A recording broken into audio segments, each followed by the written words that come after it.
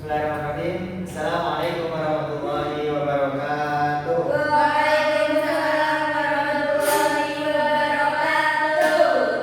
Alhamdulillah wassalatu wassalamu ala Rasulillah. La haula wala quwwata illa billah. Rabbi shrah li sadri wa yassir li amri wa hlul 'uqdatam min lisani yafqahu qawli. Alhamdulillah, gimana kabarnya teman-teman? Alhamdulillah. Sehat semua ya? Ya. Pagi-pagi harus semangat. Oke, kita mulai dulu pembelajaran kita pada pagi hari ini dengan membaca doa, berdoa dipersilakan.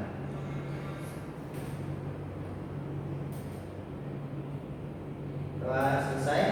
Hari ini siapa yang sudah masuk? Masuk semua. Ya, alhamdulillah. Ya, alhamdulillah pada kesempatan pagi hari ini kita bisa dijumpakan lagi oleh Allah Subhanahu wa taala. Tentunya harus kita syukuri. Ya, kita lanjut materi pembelajaran kita setelah kemarin sudah kita belajar bersama. Nah, kita akan belajar tentang Fathu Mekah. Nah, Fathu Mekah, ada yang pernah ke Mekah? Belum. Semoga Allah besok Allah. Semoga. Amin. Udah ada yang pernah naik onta? Pernah. Pernah naik onta? Pernah. Alhamdulillah. Nah, Besok insyaallah. kita akan belajar bagaimana dulu Rasulullah SAW dan kaum muslimin membebaskan kota Mekah. Nah, kenapa ada gambar onta? Nah, onta juga berperan dalam Fathu Mekah. Nah, jadi tunggangannya Rasulullah pada waktu itu adalah onta. Nah, lanjut. Fathu itu apa? Fathu itu pembebasan Mekah kota Mekah. Oke. Ya. Nah, nanti kita akan belajar mengenai sebab terjadinya Fathu Mekah, kemudian faktor keberhasilan, dan yang terakhir adalah haji wada. Kenapa kok ada haji wada juga? Nah, karena memang ada kaitannya nanti antara pembebasan kota Mekah dengan haji wada. Nah, Fathu Mekah biasanya seringkali dimaknai sebagai penaklukan kota Mekah, tetapi kurang pas, makanya Bapak menggunakan kata pembebasan. Nah, pembebasan gitu ya. Kalau penaklukan itu seakan-akan terjadi perubahan, penjajahan dan sebagainya. Jadi diksinya kurang pas. Nah, karena Fathu Mekah ini merupakan hari perdamaian yang luar biasa, bisa kita ambil hikmahnya. Gitu ya. Jadi nanti kita akan belajar tentang Fathu Mekah. Yang pertama nanti tentang sebab, kemudian faktor, dan yang ketiga tentang haji wada. Nah, semoga nanti kita semua bisa berangkat haji. Amin dong. Amin. Oke, yang pertama langsung masuk tentang hujah ataupun Sebab. dalil. Hujah, dalil ataupun landasan. Hujah itu landasan. Bagaimana Fathu Mekah ini, kisah Fathu Mekah yang dulu di zaman Rasulullah diabadikan oleh Allah Subhanahu wa taala dalam surat Al-Fath ayat 1 sampai 3. Jadi Allah Subhanahu wa taala mengukir kisah ini di Al-Qur'annya, sungguh kami telah memberikan kepadamu kemenangan yang nyata, agar Allah memberikan ampunan kepadamu Muhammad atas dosamu yang lalu dan yang akan datang, serta menyempurnakan imannya atasmu dan menunjukkan ke jalan yang lurus, dan agar Allah menolong dengan pertolongan yang banyak. Nah, ini mengisahkan tentang bagaimana pembebasan kota Mekah. Oke, lanjut. Tentang sebab terjadinya Fathu Mekah. Oke, minta tolong Mbak Hanifah dibacakan. Sebab-sebab terjadinya Fathu Mekah. Saat itu Bani Bakar bersama kafir Quraisy melanggar perjanjian Hudaybiyah dengan menyerang suku Khuza'ah yang bergabung dengan kaum muslimin. Kemudian Rasulullah SAW mengirimkan utusan kepada kaum kafir Quraisy dengan mengajukan beberapa usulan. Yang pertama, orang Quraisy harus menghentikan persekutuan dengan Bani Bakar. Kemudian orang Quraisy harus mengganti kerugian. 3. Orang Quraisy menyatakan pembatalan terhadap perjanjian Hudaybiyah. Nah, akhirnya kaum Quraisy memilih alternatif yang ketiga.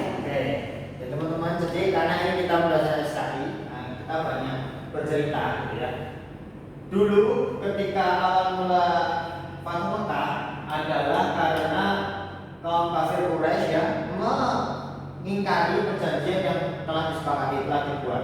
Nah, ada dua suku, yakni yang pertama Bani Bakar dan yang kedua ada Bani Khuza'ah. Bani Bakar kemudian dia memutuskan untuk berpihak kepada kaum kafir Quraisy. Satunya kaum Khuza'ah, suku Khuza'ah, ini masuk ke kaum muslimin. Nah, waktu itu karena kaum ataupun Bani Bakar bersama kafir Quraisy mengingkari perjanjian, maka kemudian Bani Khuza'ah ini melaporkan kepada Rasulullah. Nah, Rasulullah kemudian memutuskan untuk memutus satu utusan kepada kaum kafir Quraisy membawa 3 usulan. Yang pertama tadi, suku Quraisy harus menghentikan persekutuan dengan Bani Bakar, atau orang Quraisy mengganti kerugian atas tadi Bani Bakar yang menyerang ataupun melakukan pembantaian kepada kaum Khuza'ah. Dan yang terakhir adalah orang Quraisy menyatakan pembatalan terhadap perjanjian Hudaybiyah. Nah, akhirnya oleh kaum kafir Quraisy usulan dari Rasulullah diambillah usulan yang ketiga. Akhirnya perjanjian Hudaybiyah yang sudah berjalan cukup baik, gencatan senjata dan sebagainya, perdamaian sudah terjalin, akhirnya harus terbantahkan ataupun terputus karena perjanjian tadi sudah diingkari oleh kaum kafir. Akhirnya Rasulullah SAW bersama kaum Quraisy, bersama kaum muslimin yang berjumlah 10.000, mereka berangkat menuju ke Mekah. Kira-kira mau ngapain? Haji. Mau ngapain? Mau ngapain? Oke. Belum pernah dengar ceritanya ya. Nah, jadi mereka ke sana dengan 10.000 pasukan. Rasulullah SAW ingin tentunya membebaskan kota Mekah yang sudah bahasanya pada waktu itu dikuasai oleh kaum kafir Quraisy, yang digunakan tentunya dengan urusan-urusan mereka. Yang kemudian Rasulullah dari Madinah bersama pasukan muslimin ke sana mengendarai unta haji yang kita lihat kabarnya tadi. Nah, rencana yang sebenarnya sudah disusun dengan baik disembunyikan oleh Rasulullah harus terbocorkan oleh salah seorang sahabatnya sendiri dari kaum Muhajirin, yang dia sebenarnya bukan bermaksud untuk berkhianat kepada Rasulullah, bukan, tetapi karena kekhawatirannya dia, yakni Hatib bin Balta'ah. Nah, ini dia khawatir keluarganya dari Mekah, tahunya Rasulullah dan kaum muslimin akan menyerang Mekah. Nah, makanya kemudian dia mengutus seorang budak, menitipkan surat kepada seorang budak yang bernama Sarah untuk menyampaikan ke keluarganya. Nah, kemudian berita itu Rasulullah mendengar bahwa tadi Hatib membocorkan rencana Rasulullah oleh malaikat Jibril, dikasih tahunya maksudnya. Akhirnya Rasulullah mengutus sahabatnya untuk mengejar budak tadi, wanita tadi, yakni Sarah tadi. Oleh Ali bin Abi Thalib, surat yang mau dikasihkan keluar ke Hatib, nah itu diminta kemudian disampaikan kepada Rasulullah. Lalu Hatib dipanggil. Hatib sahabatnya Rasulullah yang dinilai oleh para sahabat pilihannya dipanggil oleh Rasulullah. Kira-kira mau diapain sama Rasulullah? Sudah dinilai para sahabat sudah benar-benar marah gitu ya, rencana yang sudah rapi kemudian dibocorkan Hatib, dinilai berkhianat. Dipanggillah Hatib ke hadapan Rasulullah. Diapain sama Rasulullah? Kira-kira diapain? Gak tahu. Oke. Akhirnya Hatib ditanya, kenapa kamu melakukan demikian? Hatib menjawab dengan jujur, tentunya karena Hatib ini adalah sahabat yang taat kepada Rasulullah. Beliau juga adalah salah seorang pasukan ketika perang-perang sebelumnya. Akhirnya menyampaikan bahwa kekhawatiran terhadap keluarga lah yang kemudian membuat dia dalam tanda kutip mengkhianati kaum muslimin. Akhirnya dimaafkanlah atas kebijaksanaan Rasulullah. Berangkatlah dia dan kaum Rasulullah dan kaum muslimin sampai di satu lembah. Nah, kemudian oleh Abu Sufyan. Siapa Abu Sufyan? Pamannya. Iya, pamannya Rasulullah. Dia adalah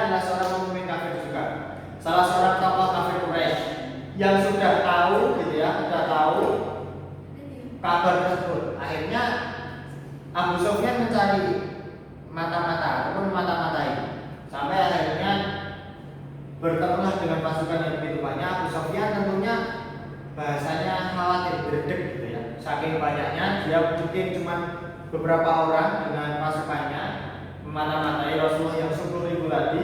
Akhirnya oleh Abu Sufyan memberanikan diri bertemu Rasulullah, memohon maaf dia kepada Rasulullah dan meminta Rasulullah balik pulang ke Madinah supaya tidak melanjutkan perjalanan ke Mekah. Yang dalam tanda kutip taunya mau balas dendam lah rasanya, gitu ya. Padahal Rasulullah nggak ada niatan seperti itu.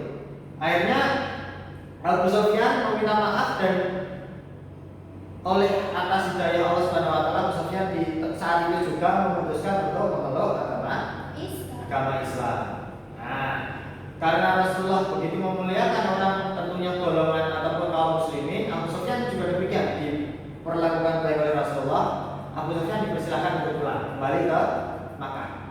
Di Makkah, Abu Sufyan bersama kaumnya, jadi anak buahnya yang begitu banyak, bilang, wahai warga Makkah, gitu ya, saya dapat kabar bahwa Rasulullah tidak jauh dari sini membawa 10.000 pasukan untuk ke Makkah. Nah, semuanya kemudian ya takut, gitu ya, takut. Maka kemudian oleh Abu Sufyan, maka kita sudah nggak usah perlawanan, sudah kalah, gitu ya, sudah pasti kalah. Kita mengikuti apa yang kemudian Rasulullah nanti datang ke sini maunya apa, gitu ya.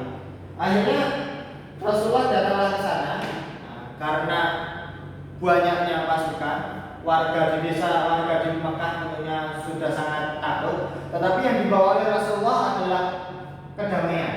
Mengumumkan bahwa datangnya Rasulullah ke Mekah, dia ingin ataupun bukan untuk peperangan atau darah, tetapi adalah hari ini adalah hari perdamaian untuk kita semuanya. Nah, karena kebijaksanaan Rasulullah dan luar biasanya semangat kaum muslimin, pada waktu itu banyak kaum kafir Quraisy yang beriman kepada Allah Subhanahu Wa Taala, alias masuk Islam. Oke, boleh lanjut dulu slide-nya.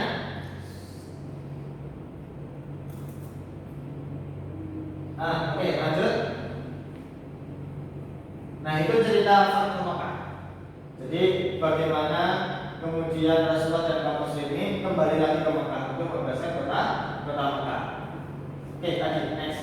Nah, sesampainya di Mekah, Rasulullah ingin tawaf. Mungkin begitu kangennya, gitu ya, setelah sekian tahun di Madinah. Kemudian ingin tawaf, tetapi ternyata di Ka'bah, sekitaran Ka'bah itu masih banyak berhala, ya, karena memang dibuat untuk tempat sesembahan kaum kafir Quraisy. Akhirnya Rasulullah berhala tadi disingkirkan dengan tongkatnya, kalau dalam bahasa Jawa didudul satu patung, satu berhala oleh Rasulullah, kemudian jatuhlah semua berhala. Nah, gitu ya, satu berhala menjatuhkan berhala lain, akhirnya robohlah semua berhala. Dan yang membuat Rasulullah SAW semakin sebenarnya murka, gitu ya, salah satu patung yang ada di situ, ada yang dibuat patung adalah Nabi Ibrahim alaihissalam. Maka Rasulullah di situ juga sebenarnya geram. Ya. Setelah selesai memikirkan semua patung, Rasulullah tawaf, lalu beliau juga menyempatkan untuk masuk ke dalam Ka'bah. Nah, di situ ada beberapa sahabat yang diajak, ada Usama, Bilal, dan juga Utsman bin Tolha. Nah, kalau Utsman bin Tolha ini adalah awalnya adalah kaum kafir Quraisy yang di situ kemudian memutuskan masuk Islam. Dia adalah pemegang kunci Ka'bah. Maka sekarang oleh kebijakan Rasulullah SAW, kunci Ka'bah yang awalnya dipegang oleh Utsman bin Tolha, setelah pembebasan kota Mekah tadi, kunci itu masih tetap dilimpahkan ataupun diamanatkan kepada Utsman. Bahkan sampai sekarang yang boleh memegang kunci pintu Ka'bah itu adalah keturunan dari Utsman bin Tolha. Itu kebijaksanaan atau saking bijaknya Rasulullah. Padahal beliau adalah awalnya yang memerangi Rasulullah. Nah, lalu juga Rasulullah memerintahkan Bilal untuk naik ke atas Ka'bah untuk mengumandangkan azan. Nah, itu cerita dari Fathu Makkah. Oke, next kita akan coba bahas faktor keberhasilan. Minta tolong dibaca Mbak Melina tentang faktor keberhasilan. Ya, yang pertama itu faktor keberhasilan. Yang pertama, sikap simpatik Rasulullah dan kaum muslimin memasuki kota Makkah secara damai dan menghindari adanya pertumpahan darah. Yang kedua, kedatangan yang diniatkan tidak untuk peperangan tetapi hanya untuk memberi peringatan dan kedamaian. Yang ketiga, menyiapkan strategi secara matang. Dan yang keempat, memanfaatkan Abu Sufyan yang telah menyatakan keislamannya. Oke. Itu ya, itu faktor-faktor keberhasilan dari Fathu Makkah. Oke, lanjut tentang Haji Wada. Nah, tadi kalau ada yang tanya apa sih sebenarnya hubungannya gitu ya. Nah, Haji Wada ini dilaksanakan oleh Rasulullah 2 tahun setelah adanya Fathu Makkah. Jadi Rasulullah setelah Fathu Makkah kembali dulu ke Madinah sesuai janjinya dulu bahwa Rasulullah akan menetap di Madinah. Kemudian 2 tahun kemudian Rasulullah dan para kaum muslimin itu melaksanakan ibadah haji yang dikenal dengan Haji Wada atau haji terakhir, karena memang Rasulullah cuma melaksanakan berapa kali haji? 1 kali hajinya ini Haji Wada ini. Nah, Rasulullah bersama kaum muslimin berangkat pada tanggal 25 Dzulhijjah selepas sholat zuhur. Haji ini dinamai juga dengan Hajat al-Islam, Hajat al-Balad, dan Hajat al-Tamam. Nah, itulah Haji Wada. Oke, lanjut. Nah, saat haji ini, bagaimana Rasulullah melalui haji ini mengingat momen pembebasan kota Mekah. Beliau, karena ini haji terakhir juga, beliau menyampaikan khutbah berpesan untuk kaum muslimin. Yang pertama, janganlah berlaku kasar dan aniaya kalian, semua manusia terhadap istri-istri mereka. Maksudnya, jangan kita kemudian memerangi orang-orang yang di luar kita, yang dia tidak memerangi kita. Yang kedua, jangan menuntut balas pembunuhan, zaman jahiliyah dan jangan riba. Nah, kita nggak boleh tadi ya, walaupun dulu sebenarnya permasalahan kafir luar biasa dengan kaum muslimin, tetapi Rasulullah dengan kebijaksanaannya Fathu Makkah tidak sama sekali ada pertumbuhan darah. Yang ketiga, jangan pernah saling membunuh dan jangan kafir seperti Rasulullah dan berpeganglah kepada Al-Quran dan Sunnah. Yang keempat, sesungguhnya tidak ada nabi setelah Nabi Muhammad dan tidak ada umat setelah umat Nabi Muhammad. Selanjutnya, hendaknya semua kaum muslimin saling bersaudara, tidak kelebihan satu kaum dengan kaum lain kecuali ketakwaan.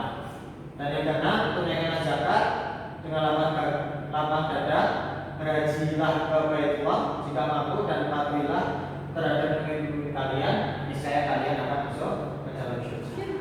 Oke, itu ya. Lalu yang terakhir ada hikmah tentang Fathu Makkah. Nah, tolong dibacakan Pak Mufli.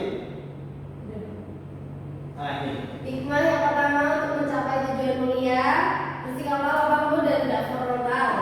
Fathu Makkah meninggalkan kesan positif penduduk Makkah terhadap Nabi Rasulullah SAW khususnya dan kaum muslimin umumnya. Lalu yang ketiga, peristiwa Haji Wada merupakan peristiwa penting dalam sejarah dakwah Rasulullah yang mengajarkan tentang persaudaraan dan kesempurnaan Islam sebagai agama rahmatan lil alamin. Oke, itu materi hari ini. Mungkin ada pertanyaan dulu? Tidak. Paham ya, insyaallah ya. Sekarang Bapak ingin menambah nilai kalian. Nah, silakan nanti pertanyaan dari Bapak bisa dijawab dengan angkat tangan lebih dahulu. Insyaallah tadi sudah kita bahas banyak. Yang pertama tentang Fathu Makkah itu ditulis oleh Allah Subhanahu wa taala dalam Al-Qur'an. Nah, siapa yang bisa? Silakan angkat tangan. Apa? Fathu Makkah ditulis oleh Allah Subhanahu wa taala dalam Al-Qur'an di dalam surat Saya. Surat Al-Fatihah ayat 1 sampai 3. Oke, baik. Pak Mufli. Nah, Iya. lanjut yang kedua. Tadi penyebab perang atau apa ya? Penyebab adanya Fathu Makkah adalah pengingkaran kaum kafir Quraisy terhadap perjanjian. Perjanjian apa yang diingkari? Hadifah. Oke. Perjanjian Hudaybiyah. Betul. Lalu kapan Fathu Makkah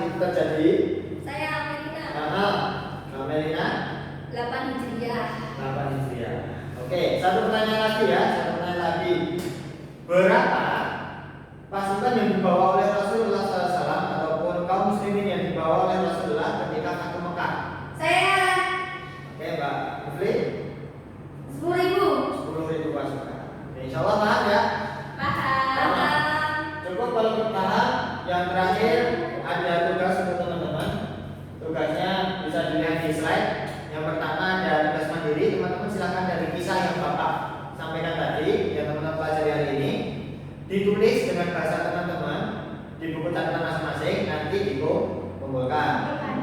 Gitu ya. Besok pertemuan berikutnya dikumpulkan. Yang kedua ada tugas kelompok. Teman-teman silakan nanti berdiskusi. Nanti dibagi menjadi 3 kelompok, gitu ya. Silakan teman-teman bagi, lalu diskusikan tentang mengapa dalam Fathu Mekah Rasulullah dan kaum muslimin tidak menghancurkan musuh-musuhnya, bahkan mereka menggandeng ataupun salah satu contohnya tadi Abu Sufyan yang diajak oleh Rasulullah memanfaatkan Abu Sufyan untuk kesuksesan dari pembebasan kota Mekah. Nah, itu tadi teman-teman analisis dan dikumpulkan juga pekan depan. Oke, yang terakhir tentang rangkuman yang mau bacakan? Saya. Ya, silakan. Lagi. Oke, kita tolong. Rangkuman. Yang pertama, Fathu Mekah terjadi pada tahun 8 Hijriah. Yang kedua, penyebab terjadinya Fathu Mekah adalah berkhianatnya kaum kafir Quraisy bersama sekutunya. Yang ketiga, Rasulullah bersama 10.000 kaum muslimin berangkat menuju ke kota Mekah pada saat Fathu Mekah. Kemudian yang keempat, kaum muslimin memasuki kota Mekah tanpa terjadinya peperangan. Dan yang kelima, pada tahun ke-10 Hijriah Rasulullah SAW melaksanakan haji wada. Oke, terima kasih Mbak Melina.